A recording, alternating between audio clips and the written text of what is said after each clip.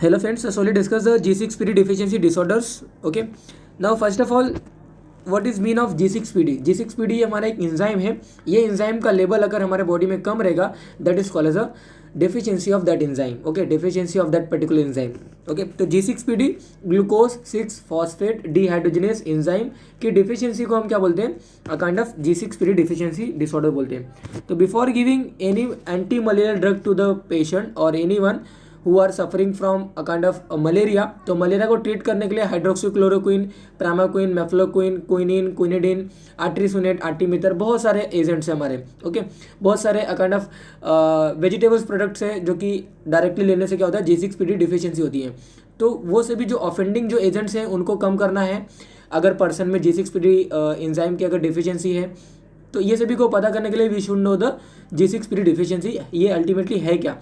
Now first of all, जैसे मैंने आपको बताया, before giving any anti malarial drug to the patient we have to see the level of the G6PD और call as a glucose 6 phosphate dehydrogenase का level in that particular patient.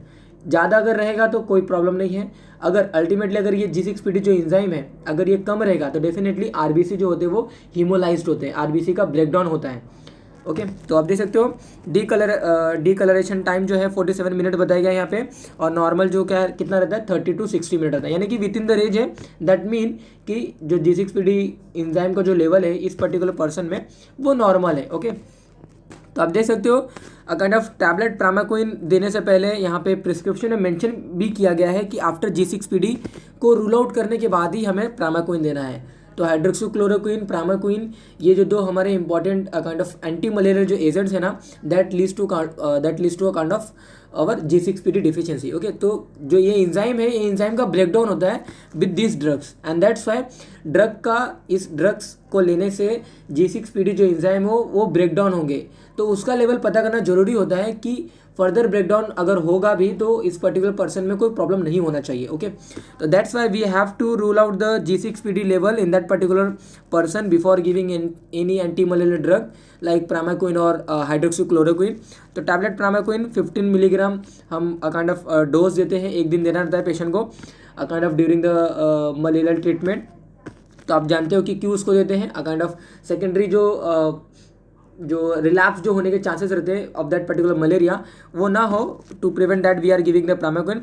But definitely primaquine का जो side effects है that leads to kind of deficiency in the G6PD enzyme, and that's why we have to see the patient, we have to see the level of the G6PD enzyme in that particular patient before giving the primaquine. Okay, तो along with that यहाँ पे आप देख सकते हो अलग अलग यहाँ पे भी ड्रग भी दिया गया है, उसको भी हम देख लेते हैं. तो injection DEXA 4 milligram IV 8 hourly देने के लिए बोला गया है. टैबलेट प्लेट फास्ट है. Okay, tablet plate fast, tablet plate boost या फिर टैबलेट कैरी पाया, ये हम थ्रोम्बोसाइटोपिनिया में देते हैं काइंड ऑफ प्लेटलेट को बढ़ाने के लिए. टैबलेट फोल्विड देना है अगर G6PD का लेवल अगर बॉडी में कम है. ओके, अगर विद इन द नॉर्मल है कोई बात नहीं चलेगा, अगर थोड़ा सा कम है यानी कि विद इन द नॉर्मल यानी कि यू कैन से 30 to 60 मिनट बोला गया ना, मीन्स अगर 35 है तो 35 है दैट नथिंग बट कि नॉर्मल के रेंज में है, बट आप समझ सकते हो कि वो थोड़ा सा कम है, and that's why we have to give the tablet folvite to that particular person. Okay, तो tablet folvite means folic acid 5 milligram रहता है, BD डोज यहाँ पे मेंशन किया गया है. और टैबलेट प्लेटफास्ट जो है ये हमारा थ्रोम्बोसाइटोपेनिक कंडीशन हम देते हैं पेशेंट को प्लेटलेट को बढ़ाने के लिए. TID डोज यहाँ पे मेंशन किया गया है, यानी कि 3 टाइम डेली बोला गया है. ओके, इन दैट सेम में सिरप डाइवोलेले है, टैबलेट लायोफेन है. ओके, ये क्या है? मसल रिलैक्सेंट है. ओके, तो यहाँ पे अगेन यहाँ पे देख सकते हो ये एंटासिड्स हैं. तो यहाँ पे मेरा ये सभी डील करने का यहाँ पे कोई मोटिव नहीं है, बस आपको पता ना चाहिए कि अल्टीमेटली G6PD है क्या. तो एक्स लिंक रिसेसिव हमारे डिसऑर्डर होता है G6PD deficiency, that is X link recessive disorder से हमारा, दैट नथिंग बट कि male are more you can say prominent for this kind of G6PD deficiency. Most common enzyme defect, G6PD enzyme involved in the pentose phosphate pathway. Glutathione, okay, आप देख सकते हैं यहाँ पे glutathione reductase help in the preventing the oxidative stress of the RBC, and that's Y ये जो glutathione जो ultimately ये हमारा जो रिडक्टेस जो इंजाइम है ग्लूटाथियोन रिडक्स जो ये जो इंजाइम है ये इंजाइम अल्टीमेटली G6PD जो हमारा है ये इंजाइम ग्लूकोज 6 फॉस्फेट डिहाइड्रोजनेस ये जो इंजाइम है ना, इस इंजाइम के प्रेजेंस में ये इंजाइम नॉर्मली अपना फंक्शन करता है. ओके, नॉर्मली इसकी क्वांटिटी और यू कैन से जो वैल्यू होना चाहिए वो नॉर्मल रहता है, बट G6PD का लेवल अगर बॉडी में कम रहेगा तो ये एंजाइम का लेवल भी कम होगा, and that's Y oxidative states को मेंटेन करने का जो काम होता है वो ये एंजाइम करता है। तो जैसे ये एंजाइम अगर कम होगा तो डेफिनेटली आरबीसी क्या होते हैं, वो ब्रेक डाउन होना स्टार्ट हो जाते हैं। तो decrease level of G6PD enzyme result in the decrease level of the glutathione reductase enzyme and oxidative stress in the RBC that increases and breakdown of RBC taking place, and from there lysis begin, that is a RBC become hemolyzed, okay, and that leads to call as a hemolytic anemia, okay। तो प्रीडिस्पोजिंग factors की अगर मैं बात करूं कि G6PD का जो level है वो किस किस वजह से कम होता है, तो certain infection like bacterial viral infection that leads to deficiency of the G6PD enzyme, okay। Anti malarial drug like hydroxychloroquine, primaquine, okay, dapsones है, सल्फर ड्रग्स है, पावाबीन्स, ओके, पावाबीन्स अगेन ये वेजिटेबल्स है हमारा कुछ, ओके, फैविज्म जिन्हें हम बोलते हैं, मेटाबॉलिक एसिडोसिस। तो this all predisposing factors that leads to called as a deficiency of the G6PD enzyme, okay, deficiency of the glucose 6 phosphate dehydrogenase enzyme, okay.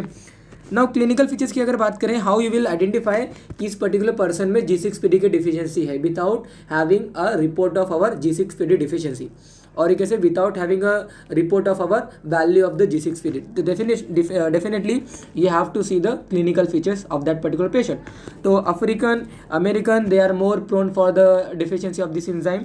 एक्स्ट्रावेसेटेड haemolysis होता है यहाँ पे, और इंट्रावेसेटेड हीमोलाइसिस, दोनों ही काइंड ऑफ वे में क्या होता है, ये हीमोलाइसिस होता है, that you have to remember. दोनों ही वे में अगर हीमोलाइसिस है दैट मीन्स कि G6PD जो एंजाइम है ये क्या है उस पर्टिकुलर पर्सन में कम है, ओके। तो एक्स्ट्रावेसेटेड हीमोलाइसिस में अनीमिया यहाँ पे हम रूल आउट कर सकते हैं, और इंट्रावेसेटेड हीमोलाइसिस में dark colour urine that is called haemoglobinuria normally हम क्या करते हैं, नोटेड होता है।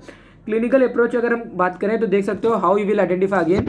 तो peripheral blood film after staining suggest Heinz bodies. Heinz body कैसे प्रिपेयर होता है, हेंज बॉडी अल्टीमेटली आरबीसी जब ब्रेकडाउन होते हैं ना, आरबीसी का जब लाइसिस होता है तो definitely that leads to call as that leads to the formation of Heinz bodies.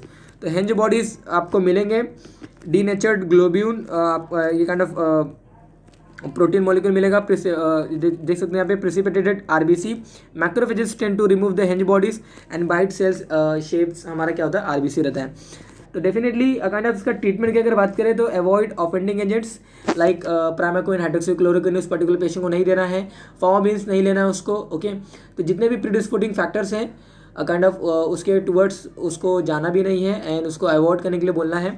Avoid offending agents, continue folic acids and blood transfusion is needed in that particular patient because of having a kind of haemolysis, okay. तो haemolysis होता है, that's why RBC कम रहते हैं, okay. RBC कम रहेगा तो blood transfusion require है। Folic acid is helping in the formation और you can say maturation of the RBC, and that's why we are requiring the folic acid supplement in that particular patient, and you have to avoid the offending agent in that particular patient. So that is all about for our deficiency of the G6PD.